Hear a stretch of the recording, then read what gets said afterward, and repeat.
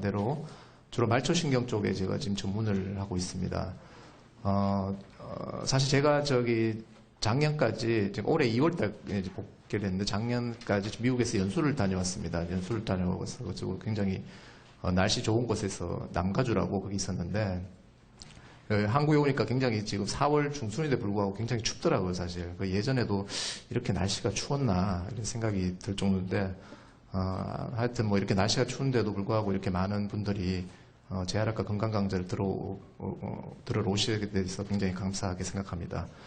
그래서 내용이 좀 약간 방대한데 짧은 시간 동안에 제가 잠깐 뭐 동영상 자료도 하나 준비했는데 마지막에 그걸 또 그 시간도 있고 해서 간단하게 이게 손발저림에 대해서 제가 강의를 좀 하도록 하겠습니다. 환자분들이 이제 외래로 오면 이제 호소하는 증상들이 이제 다양하죠. 손발저림에 대해서. 가장 이제 흔한 거는 이제 손발이 저리다. 또는 뭐 감각이 없다. 뭐 남의 살 같다. 또는 뭐 손발이 화끈거린다. 또 어떤 분들은 또 손발이 차다고 얘기하시는 분도 있고요. 그 밑에 두 개는 이제 본인들이 이제 진단을 붙여서 오는 경우겠죠. 이제 뭐 혈액순환이 잘 안 되는 것 같다. 아니면 혹시 중풍의 초기 증상이 아닌가. 뭐 이렇게 얘기하시는 분도 있는데, 여러 가지 뭐 다양한 경우가 있겠지만 실제 많은 환자분들 중에서 이제 손발 저리는데 문제 있어서 말초신경의 원인이 있는 경우가 굉장히 많다고 할 수 있겠습니다. 그래서 여기에 대해서 굉장히 정확한 진단과 치료가 필요하게 되겠는데, 그 밑에 두 가지는 이제 좀 오해의 소지가 있는 거죠. 사실 혈액순환 때문에 생기는 이제 손발저리면 아주 드물다고 생각하시면 되겠습니다. 그래서 손발저림의 원인 질환은 이제 가장 대표적인 게 포착성 신경병증, 이제 포착이라고 이제 꼭 붙들다 이런 식으로 한자로 이제 생각할 수 있겠는데, 이제 그 중에 이제 수근관 증후군이라고 있는데, 요게 이제 가장 흔한 게 되겠고, 그 밖에 이제 또 팔 쪽에 이제 손저림을 유발하는 이제 주관골 증후군, 그리고 발 쪽에 생기는 족근골관 증후군, 조금 약간 어려운 term이긴 한데 이제 보시면 되겠고요. 그리고 이제 또 손발저림 때문에 이제 목이나 이제 허리에서 신경이 눌려서 생기는 그런 것도 있을 수 있습니다. 그래서 경추 요추 척추 질환도 이렇게 손발저림이 올 수 있겠고요.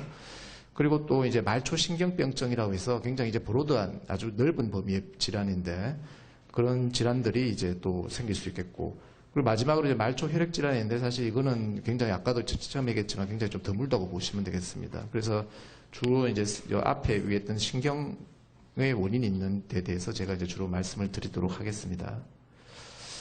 먼저 이제 질환별을 또 말씀드리기 전에 이제 말초신경의 해부학적 구조에 대해서 간단히 좀 아시는 게 좀 중요한데, 신경은 크게 두 개로 나눴다고 생각하면 됩니다. 물론 뭐 우리가 운동을 하는 신경이 있을 수 있겠고, 우리가 이제 뭐 여러 가지 감각을 담당하는 신경이 있을 거고, 뭐 예를 들어 또 뭐 우리가 뭐 땀이 흘린다거나 뭐 흥분할 때 그거랑 강의되는 이제 자율신경 계통도 있을 건데, 우리가 신경 구조는 크게 이제 또 축삭과 수초라고 구조로 봤을 때는 그 두 가지 나눌 수 있습니다. 왜 이걸 얘기하냐면, 실제 축삭이 손상을 받느냐 아니면 수초가 손상을 받느냐에 따라서 굉장히 예후가 많이 달라지거든요. 그러니까 우리가 뭐 비유가 적절한 건 아니지만, 우리가 전깃줄을 봤을 때 전깃줄 안에 있는 심을 우리가 엑손이라 숙차라 그러면 이제 주위에 이제 하는 이제 감싸고 있는 절연체 있지 않습니까? 그런 거를 이제 수초라고 그렇게 비유를 하시면 되겠습니다. 쉽게 말하면 결국 수초는 이제 손상을 받더라도 쉽게 이제 회복이 되거든요. 회복이 되는데, 축삭 같은 거는 이제 손상을 받으면 잘 회복이 안 돼요. 그래서 사실 이게 어느 부분이 이제 병변이 있는지 이런 거를 밝히는 게 굉장히 중요하게 되겠습니다. 이 개념을 좀 아시는 게 중요하고요. 그래서 이게 병변이 어디에 있는지, 이 병변이 축삭에 있는지 수초에 있는지, 아니면 이런 위치가 어떻게 되어 있는지, 우리가 말초신경의 이상이 있는 손발저림이 유발하는 그런 말초신경이 어떤 신경에 원인이 있는지, 그리고 아까 얘기했다시피 손상의 정도, 그러니까 축삭이 손상이 있는지 아니면 수초가 손상이 있는지, 그 예후가 어떤지, 그런 거를 추정하기 위해서 우리가 정기 진단 검사가 있는데, 이 검사는 이제 신경과에서도 시행할 수 있고 재활학과에서 시행할 수 있습니다. 이 검사를 반드시 이제 좀 시행을 하게 됩니다. 이 기계를 가지고 아마 환자분들 중에 이런 검사를 해보신 분 있는지 모르겠는데, 검사 자체가 좀 힘들긴 합니다. 그런데 이 검사를 통해서 이런 말초신경 질환에 어떤 원인이 있는지를 밝힐 수가 있는 거죠. 그 신경 전도금, 아까도 했다시피 운동을 평가하는 게 있고, 운동신경을, 그리고 감각신경을 이렇게 평가하는 게 있습니다. 이렇게 자극을 하면 이제 기록하는 이런 우리가 생체 신호를 이제 여러 가지 기계를 통해서 이렇게 기록이 되는 거죠. 이렇게 기록이 됐을 때 이 우리 기록된 우리가 파형을 분석을 하는 거죠. 파형을 분석해서 이게 정상인지 아니 비정상인지 축삭이 손상이 있는지 수초가 손상이 있는지 뭐 그런 식으로 우리가 평가를 하는 겁니다. 그래서 가장 우리가 손발저림, 그러니까 우리가 포착성 신경병증이라 그러면 이제 뭔가 눌리기 때문에 보통 한쪽으로 오는 경우가 많은데 이 수근관 증후군은 이제 손저림에서 가장 이제 흔하게 발생하는 건데 양쪽에서 오는 경우가 많습니다. 이게 손목에서 우리가 정중신경이라고 하는데 정중신경에서 이제 원인은 잘 모르는 경우 많지만 이런 수근관 이게 지내는 여기 부위에 부종이 생겨서 압력 상승으로 이런 여러 가지 손저림에 유발하는 그런 증상을 이제 수근관 증후군을 하는 거거든요. 그 특징은 뭐냐면 중년 여자. 이제 통계학적으로 봤을 때 중년 여자 흔하지만 실질적으로 모든 나이에서 올 수 있습니다. 특히 이제 나이 드신 아까 노인제도 있겠지만 나이 드신 분들은 잘생기고요. 그리고 과도하게 이제 반복적으로 이제 손목을 사용한다거나 특히 직업적으로 봤을 때 이제 진동기계를 사용하시는 분들 이런 분들이 잘 걸리고 그 원인은 아까도 얘기했다시피 원인을 모르는 경우가 많습니다. 모르는 경우가 많고 여러 가지 2차적으로 외상이나 관절염, 건염 또는 우리가 당뇨병, 특히 당뇨병을 걸리신 분들이 또 이 그 수근관 증후군 잘 걸립니다. 잘 걸리다 있고 여러 가지 류마티스 관절염이라든지 갑상선 기능 저하증에도 여기 이 위치에서 여기서 이제 신경을 누리는 거죠. 이게 여기 이제 인대가 있는데 이 안을 이제 수근관이라 그러거든요. 이 아래 부위에서 정중신경 눌려가지고 이런 손저림을 유발하는 거죠. 그래서 증상은 이제 아까도 얘기했다시피 그런 신경 증상이 나타날 수가 있겠고 이제 손바닥 쪽에 주로 이제 증상이 있는데 어떤 분들은 이제 손 전체가 저리다는 분도 있고 손가락 끝이 저린다는 분도 있고 굉장히 다양하게 나타날 수 있습니다. 그리고 통증이 오는데 통증이 또 이상하게 어깨까지 팔까지 뻗치시는 분도 있고 그리고 이제 특히 밤에 증상이 심해서 잠을 못 이룰 정도로 그런 분들도 있고요. 그 손을 또 이게 손목이 눌리기 때문에 어떤 분들은 이제 손을 좀 이렇게 흔들어주면 증상이 좀 완화된다고 그렇게 하시는 분도 있습니다. 이 사진을 보시면 여기 보시면 근육이 이제 굉장히 그 근육 살이 빠진 걸 볼 수 있지 않습니까? 이거는 이제 아주 심한 경우 이제 운동신경까지 이제 손상을 받아서 이런 이 부위가 이제 엄지두덩이라는데 여기 근육이 위축이 온 거죠. 근육이 위축되고 힘이 없기 때문에 젓가락질을 하기 어렵고 이제 물건을 잘 떨어뜨리는 그런 증상이 있을 수가 있습니다. 이제 병원에 오시면 이런 환자분들 이런 거는 직접 해볼 수 있습니다. 손저림 있을 때 이런 식으로 팔렌징이라고 해서 팔을 이렇게 했을 때 한 1분 정도 1분 정도 이렇게 계속 유지를 하고 있을 때 이게 전기가 통하듯이 손저림 증상이 더 많이 유발될 때 그때 이제 내가 이런 게 있을 수 있구나 이렇게 생각할 수가 있어요. 또는 병원에 올 때 이렇게 해머라든지 아니면 손으로 아니면 손 같은 걸로 이 정중신경이 지나는 부위를 이렇게 똑똑똑 두드리면 또 똑같은 증상이 나타날 수 있어요. 이게 틴넬 증후군이라는데 그런 거는 이제 의사가 직접 할 수도 있지만 집에서도 충분히 이제 본인들이 그런 게 있는가 확인을 할 수 있겠죠.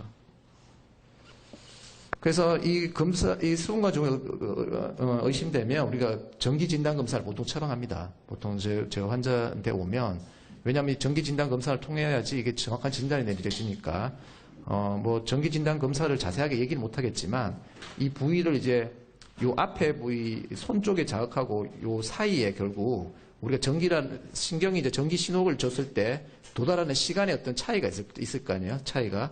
근데 그 차이가 이쪽에서는 잘 전달이 안 되는데 여기서는 전달이 정상이 되겠죠. 그죠? 그래서 그 전달하는 시간의 차이가 평소보다 좀 길다 그러면 이 사람이 요 부위에서 뭔가 신경이 눌리는구나. 우리가 판단할 수가 있어요. 네, 그렇게 해서 이 검사는 반드시 하게 되겠고요.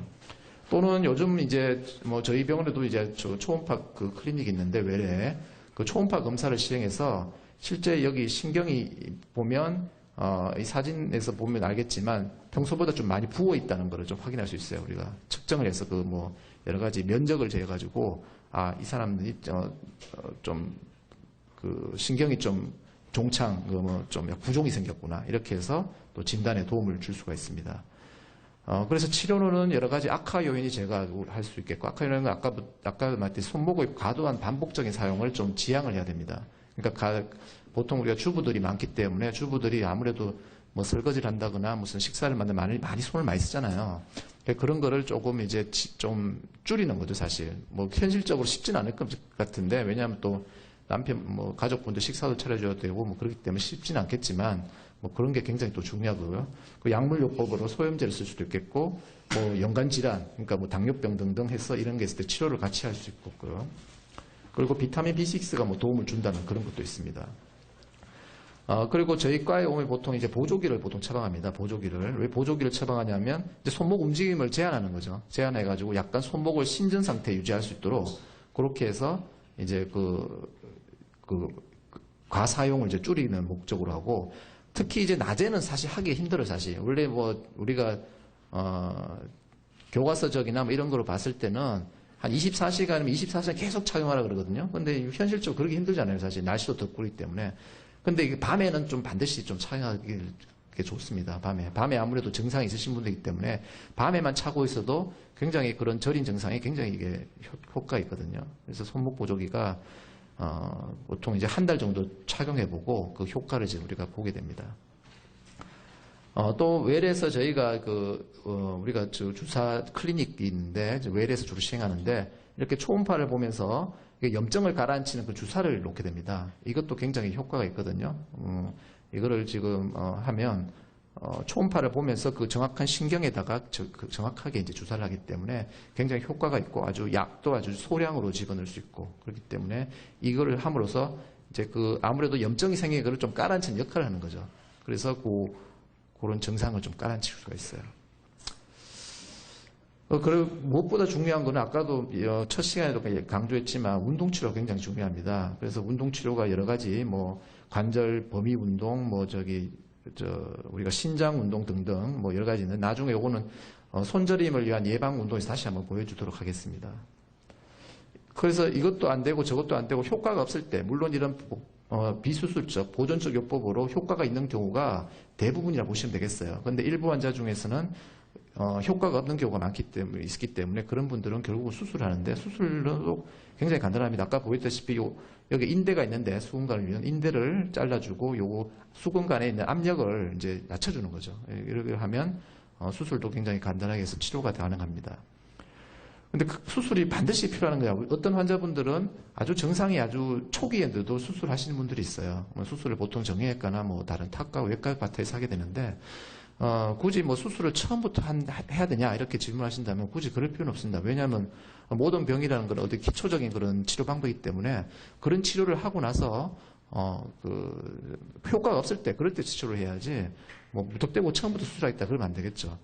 그러니까 그 보존적 요법에 반응이 없을 때 또는 아까 처음에 전 슬라이드 보여드렸던 근육살이 많이 빠졌을 때 그런 때는 이제 수술 보통 권합니다. 왜냐하면 그런 경우에는 보존요법을 해도 별로 효과가 없거든요.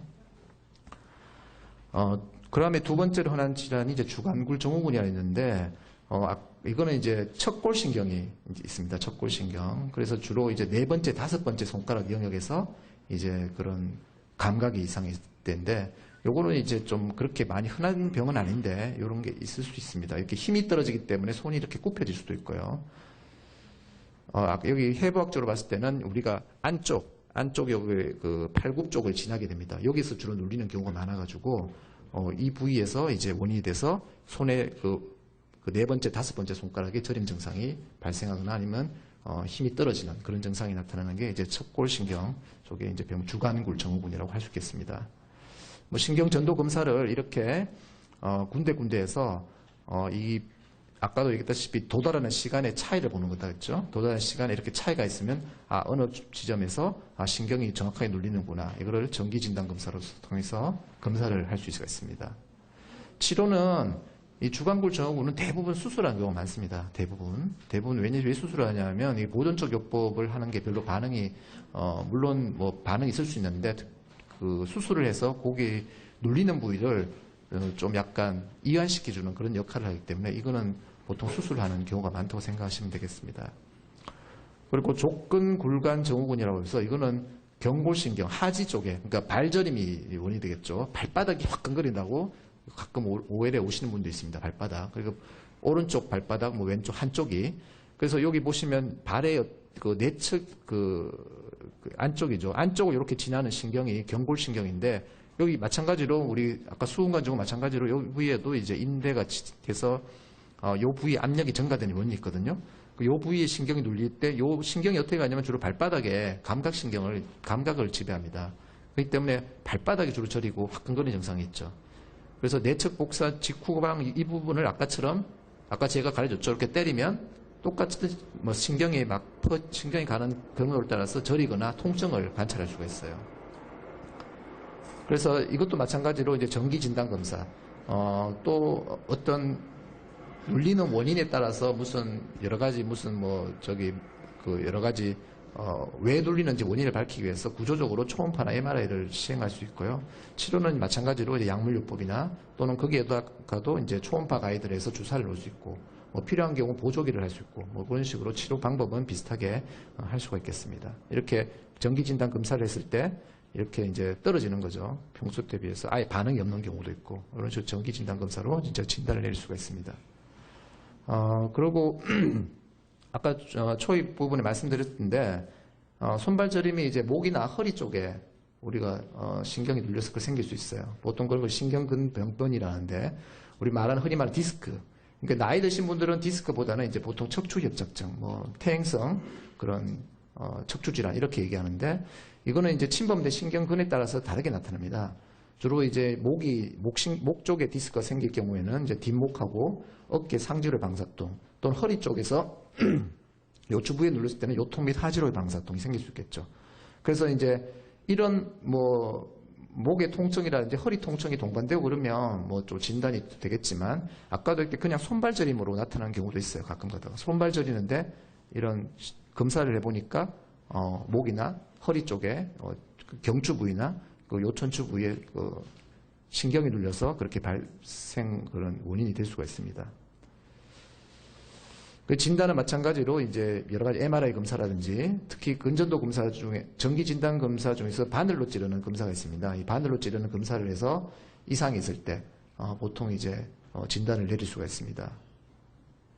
치료는 뭐 아까도 말했다시피 비슷합니다. 물리치료하고 약물요법 그리고 주사요법을 척추에 직접 이제 거기에다가 염증을 가르친 주사를 놓을 수가 있습니다. 경막의 주사라고. 그리고 운동치료도 이제 목이라든지 허리 근육 강화 운동이 굉장히 중요하죠. 그러니까 이런 보존적 치료에 대부분 반응하기 때문에 이런 운동을 해서 근육 강화 운동이 굉장히 중요하다고 볼 수 있습니다. 이 자체만으로도 치료가 가능을 하게 되겠습니다. 마지막으로 말씀드릴 게 이제 말초신경병증. 이게 치료가 제일 어렵던 부분인데, 말초신경병증은 굉장히 원인이 많습니다. 가장 흔한 거는 이제 당뇨병에 의한 말초신경병증이 가장 흔하고, 본인이 이제 당뇨병에 오래 앓고 있고, 뭐 조절이 잘 안 된다거나, 그런 손발점이 있을 때, 물론 뭐 당뇨병증이 이제 합병증이 발생되지 않기 위해서 보통 혈당을 조절하잖아요, 우리가. 그럴 때 이제 한 합병증이 이제 말초신경병증인데, 이거를 손발저림이 있을 때는 본인이 이제 의심을 해야 되는 거죠. 그리고 대부분 이제 발저림 증상으로 시작합니다. 그 발저림 증상하고 손저림까지 오는 경우는 굉장히 진행되어서 나타나고요. 근데 이제 말초신경병증 이게 한 30%, 한 3분의 1 정도에서는 원인이 없어요. 원인 없이 발생하기 때문에 좀 굉장히 진단하기 어려운 측면이 있습니다. 그 여러 가지 임상 증상이나 이학적 소견, 혈액 검사, 마찬가지로 우리 정기 진단 검사 중에 신경전도 검사로 이제 진단을 하게 됩니다. 이렇게 예를 들어서 이제 주로 이제 감각신경이 이제 침범이 되기 때문에 여러 가지 하지나 뭐 상지 쪽에 신경 검사를 했을 때 이렇게 높이가 낮죠. 높이도 낮고 뭐 시간도 오래 걸리고 뭐 이런 식으로 이제 진단을 내릴 수가 있는 겁니다. 그래서 말초신경병증 치료는 이제 당뇨병이 가장 흔하기 때문에 당뇨병은 이제 혈당 조절이 1차적인 예방 및 치료가 되겠습니다. 그리고 이제 당뇨병 이외의 원인 중에서도 이제 뭐 종양이 있거나 아니면 뭐 약물을 많이 쓴다거나 아니면 영양이 좀 떨어진다거나 감염 또는 유전병에 의해서 발생할 수 있고 여러 가지 대사성 질환 이런 여러 가지 원인이 왜 생겼는지 그걸 찾아서 그 원인에 따른 치료를 하는 게 굉장히 중요하다고 볼 수 있고요.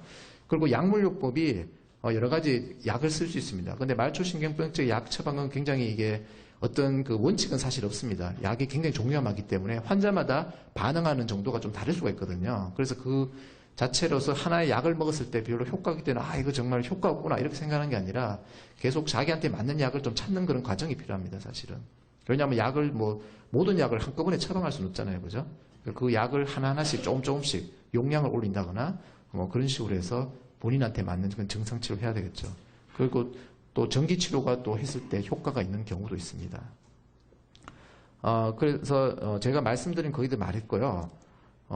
이게 손저림 예방을 위한 운동인데 요거를 이제 좀 보이도록 하겠습니다.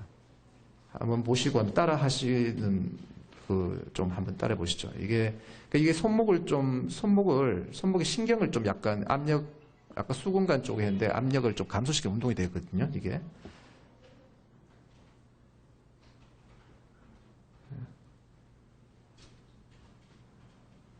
지금 하는 거는 이제 어떻게 보면 신장 운동이죠. 손에 이제 신장 운동이 되겠는데 스트레칭 하는 방법이 되겠습니다.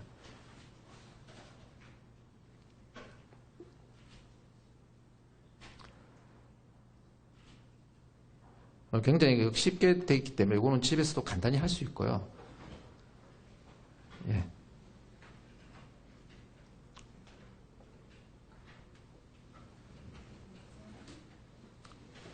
이렇게 스트레칭을 해주시고요.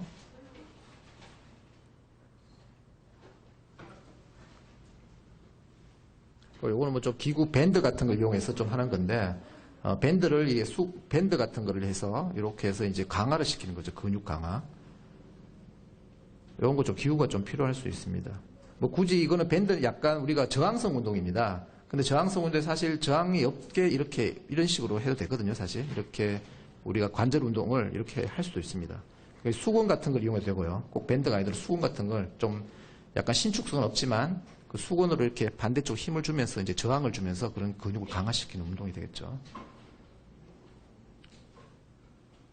주로 이제 이게 왜냐하면 손저림의 원인이 아까도 얘기했다시피 손목에서 신경이 눌리기 때문에 결국 손목 쪽을 이제 그런 손목을 좀 유연하게 하고 좀 손목의 신경의 어떤 그런 어떤 종창 이런 수근 가지고 예방하기 위한 그런 운동 방법이라고 할 수 있겠습니다. 이렇게 옆으로도 이렇게 해주시고요. 옆으로도 이렇게 해주시고 굴곡 신전 그리고 이렇게 옆으로 하는 이런 운동도 좀 같이 해주시면 좋고요.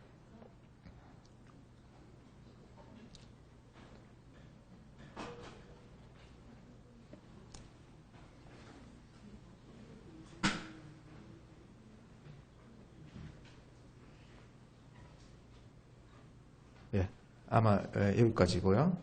그래서 제가 하는 요약을 간단히 말씀드리면 이제 혈액순환 장애에 대한 손발 저림은 매우 드물고 이제 중풍에 의해서 손만 저린 경우 드물다. 그리고 손발 저림을 유발하는 여러 질환의 감별을 위해 정기진단 검사를 반드시 해야 되겠다는 거고, 그리고 그 중에서 가장 흔한 질환인 수근관 증후군은 이제 보존적 방법으로 충분히 치료가 가능합니다. 근데 이제 수술은 이제 중증이거나 이제 보존 치료에 반응하지 않는 경우에 시행하고, 그리고 마지막으로 말씀드렸던 말초신경병증은 원인이 워낙 다양하기 때문에 정확한 원인을 밝히는 것이 굉장히 중요합니다. 그 원인에 맞게 치료를 하시면 되겠습니다. 조금 시간이 지체됐는데 제가 할 같은 강의는 여기까지 하겠습니다. 감사합니다.